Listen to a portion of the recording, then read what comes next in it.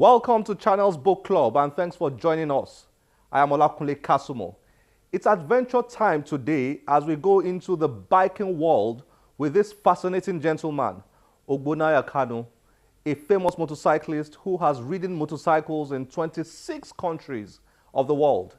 He's the first Nigerian to ride to the southernmost tip of the African continent and also the first to ride a bike from Nigeria to Europe and back to Nigeria, a distance of over 16,000 kilometers through Benin Republic, Togo, Burkina Faso, Mali, Mauritania, Western Sahara, Morocco, Spain, Portugal, France, Switzerland, Australia, and Italy. He has written this book titled Breaking Limits: Road to Europe. It's an account of his bike travel from Nigeria to Europe and back. I sat with him at Terra Culture, a popular Nigerian culture center, to discuss his book and adventures. Later in the program, we'll be introducing to you the 3 books shortlisted for the Etisalat Prize for Literature. For now, enjoy my book review time with the man who enjoys breaking limits.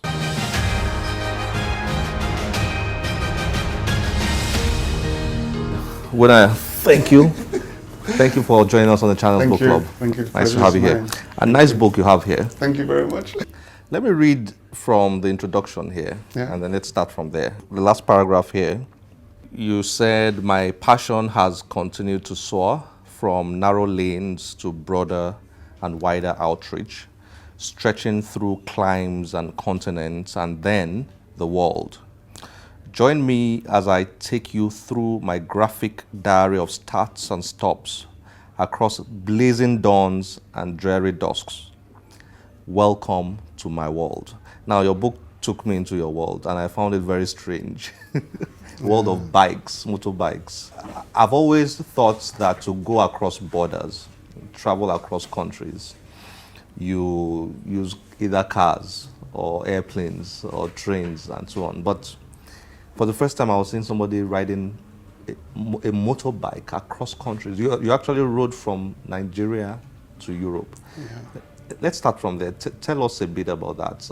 What's your story? How did you get involved in motorbikes? Well, a very long story. I don't know if we have enough time. I got introduced to motorcycling by a friend who actually was a client. I'd gone into to work and I saw a motorcycle magazine, and next thing I knew, he was teaching me how to ride, and I bought a motorcycle. And I found that I really enjoyed it, the experience of riding and what the world it opens up to us who ride, and I found that riding locally, riding within my comfort zone, places I'm familiar with, I soon got very tired. I knew everything, right?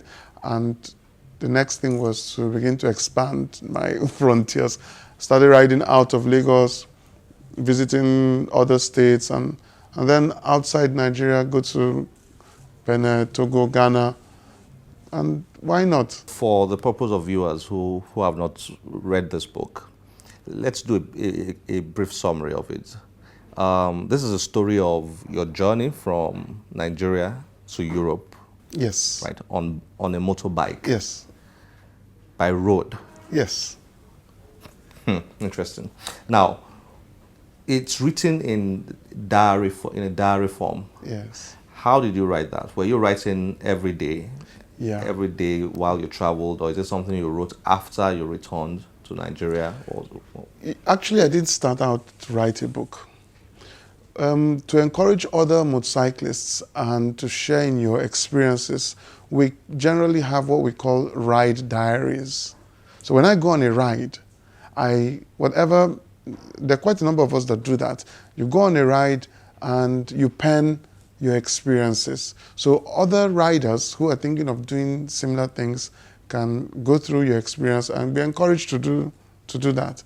So that's how the book started. So that's a common thing amongst riders generally? Well, it's not uncommon to find diaries amongst bikers because you want to share your experiences. It's very different for everyone. you know. And that was how it started. I kept the diary. You know, every night I would pen my feelings, my experiences, you know. Using my phone, I was typing on the phone. It was amazing. Somewhere in Dakhla, in Morocco, I pressed the wrong button and I lost everything from day 1 to Dakhla. I think it was maybe day 5 or day 6. So I had to rewrite that from memory and then continued on now a bit more careful with the buttons I press. Yeah, but that's how it started. It was the diary. Friends read the diary and said, no, you can do something with this. And, you know, eventually we have the book. Now, this Europe back to Nigeria trip took you 36 days. Yes. I read from your book. Yes. 36 days. 36 days. While reading, I was looking for fear. I was actually looking for, was he afraid? You know, was he anxious? You know. Now, there are only 3 places I saw there, which the first one, page 3, here you said, somewhere there, none of that today. My meal is over and I head to my room in silence. I begin to think of going back home tomorrow and forgetting about the whole crazy trip idea. Now, when I read this, I was relieved. I said, so he actually thought it was a crazy idea himself. Okay. Then there was another place where you almost ran out of fuel. Yes. You know, and then there was a third place where you lost your wallet. Yeah. Tell me a bit about that. Did you articulate your emotions well enough in this? Generally, we all handle fear different. Yeah, and being on the motorcycle has helped me overcome a lot of that, because we generally don't use the word fear. Okay, we use we use milder words to describe that feeling, because really it's not fear. It's not really fear like horror fear. Okay, so that kind of feeling, I don't think I had any such feeling. It's just a discomfort of not knowing how things would turn out, if it would turn out to be a pleasant or unpleasant experience, bracing up for it. That's basically how it was.